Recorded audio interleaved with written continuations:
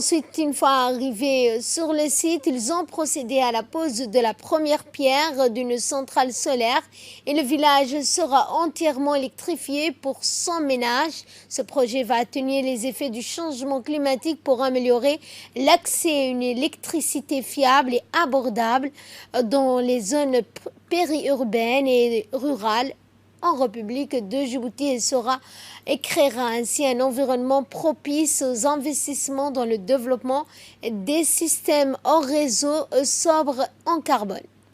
Financé par le Fonds pour l'environnement mondial et exécuté par le ministère de l'Environnement en collaboration avec celui de l'énergie et du PNUD.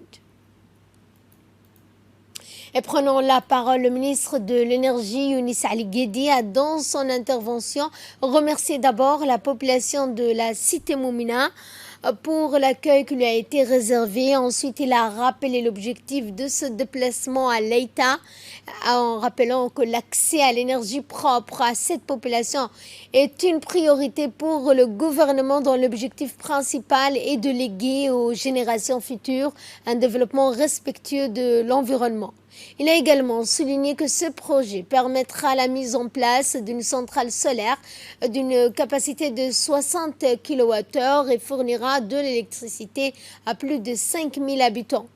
Le développement de l'énergie solaire au profit de la population de Moumina 1 permettra de booster l'économie locale à travers la mise en place des activités génératrices de revenus, d'un service d'électricité abordable, stable et continu. Ensuite, le ministre de l'Urbanisme, de l'Environnement et du Tourisme a remercié son collègue de l'Énergie ainsi que les autorités d'Arta pour leur participation à cet événement. Il a rappelé que son département a obtenu un financement du Fonds mondial pour l'environnement pour un projet dont l'objectif est d'améliorer l'accès à une électricité fiable, abordable dans les zones périurbaines et rurales à Djibouti. Ce projet, a-t-il dit, permettra la mise en place d'une centrale solaire d'une capacité de 65 kWh et fournira de l'électricité à plus de 5000 ménages. En marge de cette cérémonie de lancement des travaux de construction de cette centrale solaire pour la cité Moumina 1, le ministre de l'Énergie, Younis Ali Guedi, accompagné de son collègue de l'Environnement et de l'Urbanisme, se sont rendus au lac Assal pour constater de visu les travaux d'avancement de ce projet éolien. Le ministre de l'Énergie et son collègue de l'Environnement ont constaté avec satisfaction l'avancée des travaux quant à l'issue finale, que les quelques difficultés observées ici et là sont en définitive minimes et que le projet avance à grands pas dans de bonnes conditions.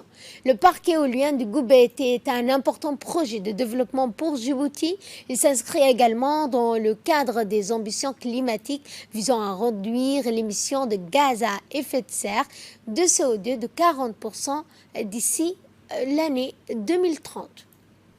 Le ministre de l'Urbanisme, de l'Environnement et du Tourisme, Mohamed Abdelkader Moussa, a rappelé dans une intervention faite que cette visite à l'État et au Goubet témoigne de l'importance accordée par le président de la République au développement de l'électrification rurale dans notre pays et à lutter ainsi contre les effets néfastes du changement climatique. C'est un projet pilote pour le ministère de l'Environnement qui nous a, en collaboration avec le ministère de l'Énergie bien sûr, mais c'est un fonds qui nous a été octroyé par le Fonds mondial de l'environnement. Je remercie d'abord tous les partenaires qui ont pu participer à ces projets, tels que le PNUD, le ministère de l'Énergie et ainsi que le FEM qui a financé ces projets. C'est un projet pilote, bien sûr pour l'atténuation du changement climatique. C'est un projet d'électrification rurale pour les zones interurbaines et rurales, des zones rurales. C'est un projet que nous menons bien sûr en première phase sur Moumina 1. Quand nous allons voir que ce projet a bien abouti, nous avons une deuxième phase qui sera à Omar Jaga et puis par la suite dans d'autres villages tels que Yoboki, deux villages qui ont été sélectionnés par le ministère de l'Énergie. Nous sommes aujourd'hui en première phase et j'espère que nous allons d'ici 3-4 mois, ces projets verront les jours et ce petit village de l'État sera électrifié. C'est un projet de 65 kW. Ces centrales solaires fournira d'électricité à plus de 5000 habitants. Nous nous réjouissons, alhamdoulilah. Le ministre de l'Énergie s'est déclaré globalement satisfait de l'avancement des travaux du projet éolien. Nous l'écoutons.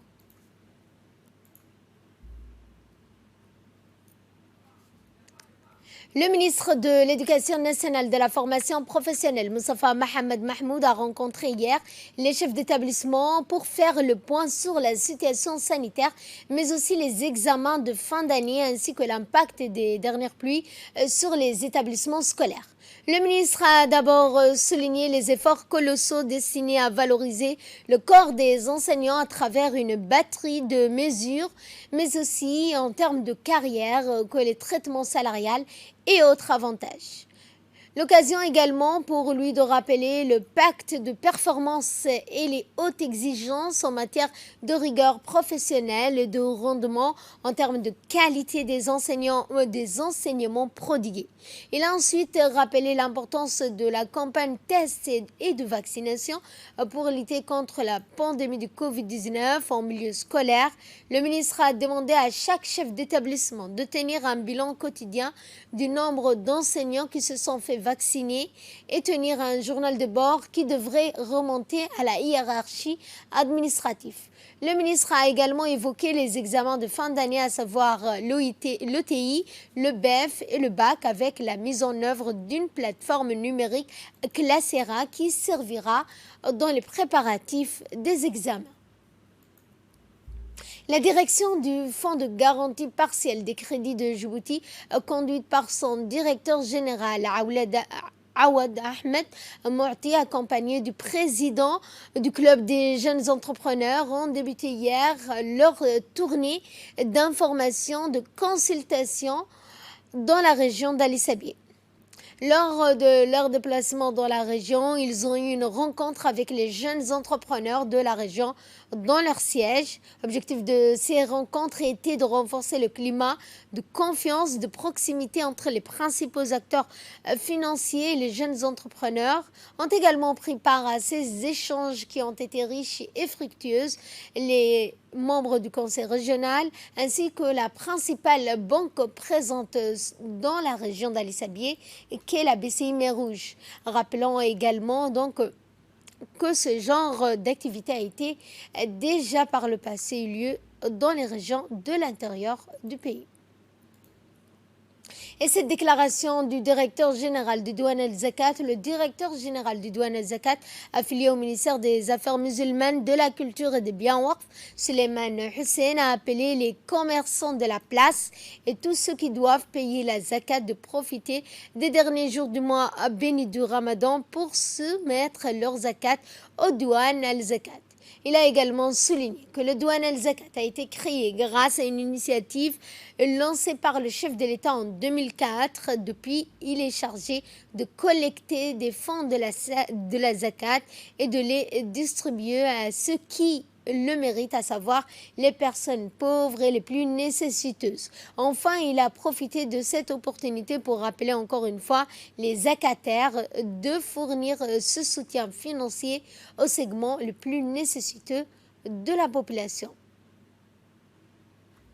Et depuis ces derniers temps, des plaintes assez inhabituelles ont été observées au niveau des brigades de la gendarmerie. En effet, des déclarations de victimes étaient toutes pareilles, à peine garées leur voiture pour acheter des articles depuis les boutiques ou les grandes surfaces. Ils constataient à leur retour un problème de démarrage. Pour cause, la batterie de leur véhicule venait d'être volée.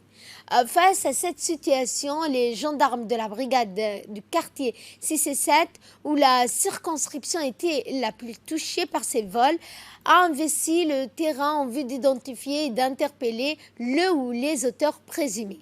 Eh bien, cette opération s'est avérée fructueuse par l'interpellation d'un des auteurs présumés le 5 de ce mois à 6 heures Dans la foulée, les enquêteurs ont saisi 25 batteries de voitures ainsi que des outils ayant servi à ouvrir le capot des véhicules, même si la voiture était verrouillée. Dans son audition, le mis en cause a reconnu les faits qui lui ont été reprochés pour vol. À l'issue de l'enquête diligentée, il sera traduit devant la justice pour répondre de ses actes. Et de là, nous passons à ce qui domine l'actualité régionale et internationale au Nigeria. Pour commencer, les étudiants kidnappés au mois de mars dans ce pays ont été libérés. Au total, 39 élèves avaient été enlevés le 11 mars dans leur université du nord-ouest du pays, dans la ville de Kaduna. Le président Nigeria s'est félicité de cette heureuse issue en remerciant les acteurs ayant contribué à leur libération. Un premier groupe de 10 élèves avait été retrouvé par les forces de sécurité dans les semaines suivant l'attaque, mais les 29 derniers étudiants manquant à l'appel auront été captifs pendant près de 2 mois. Et concernant la Covid-19, la campagne de vaccination s'accélère en Europe. En France, la campagne s'accélère et l'ouverture de la vaccination à plus de 50 ans a été avancée au 10 mai. L'Allemagne, elle, envisage de mettre le vaccin AstraZeneca à la disposition de tous les adultes du pays, indépendamment de leur âge ou de leur état de santé, afin d'aider les médecins à écouler les doses restantes. Enfin, la Russie a annoncé l'homologation d'une version light de son vaccin Sputnik V qui s'administre en une seule dose. Fin de ce journal, merci à vous de l'avoir suivi. Excellent après-midi à toutes et à tous.